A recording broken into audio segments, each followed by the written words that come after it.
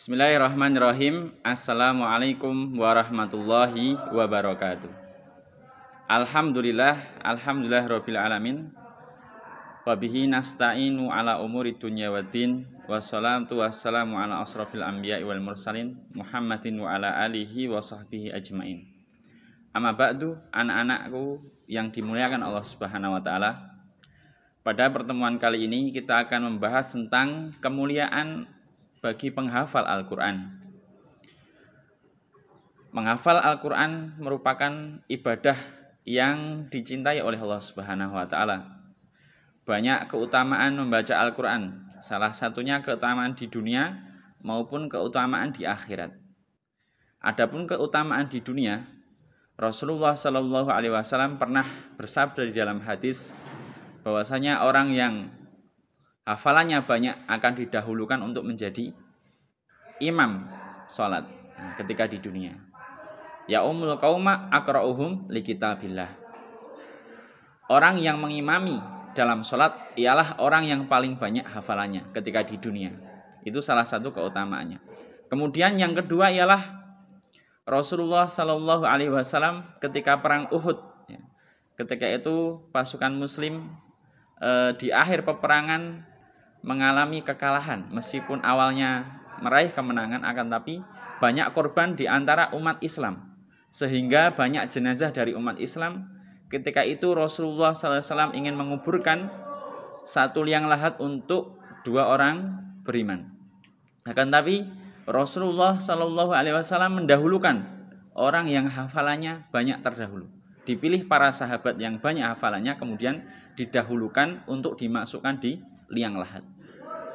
Adapun keutamaan yang lainnya, ketika itu Umar, pada zaman Khalifah Umar bin Khattab, beliau pernah menunjuk seorang pemimpin di suatu kaum yang merupakan bekas budak.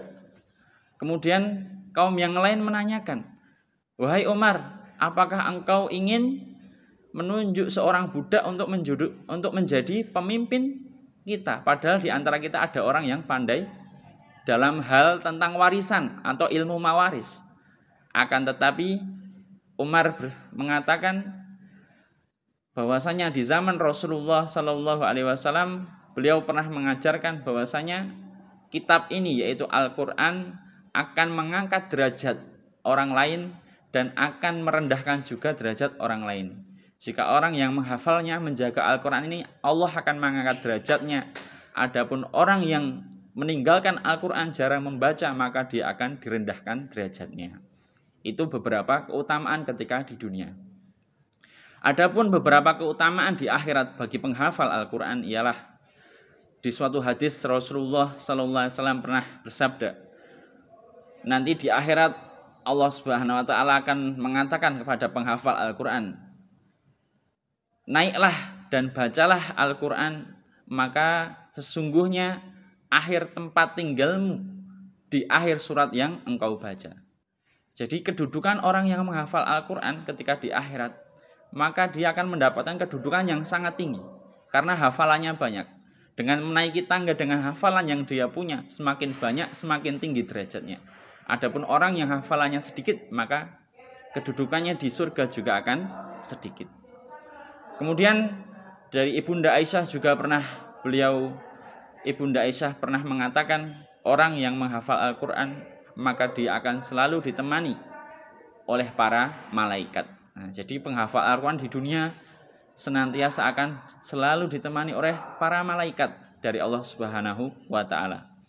Kemudian keutamaan yang lain diriwayatkan oleh Imam Al-Hakim, bahwasanya orang yang menghafalkan Al-Quran ketika di akhirat nanti, kedua orang tuanya akan dipakaikan dua baju yang sangat cerah dan mahkota yang cerahnya melebihi sinar matahari.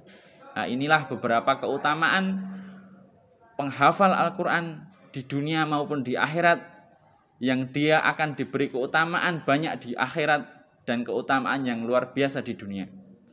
Oleh karena itu, dalam menghafal Quran, marilah kita niatkan semua karena Allah Subhanahu wa taala, bukan untuk mencari dunia yang itu hanya sementara. Akan tapi ketika kita menghafal niat lillahi ta'ala, akan mendapatkan pahala ibadah akan mendapatkan keutamaan di dunia maupun keutamaan di akhirat. Cukup sekian apa yang saya sampaikan.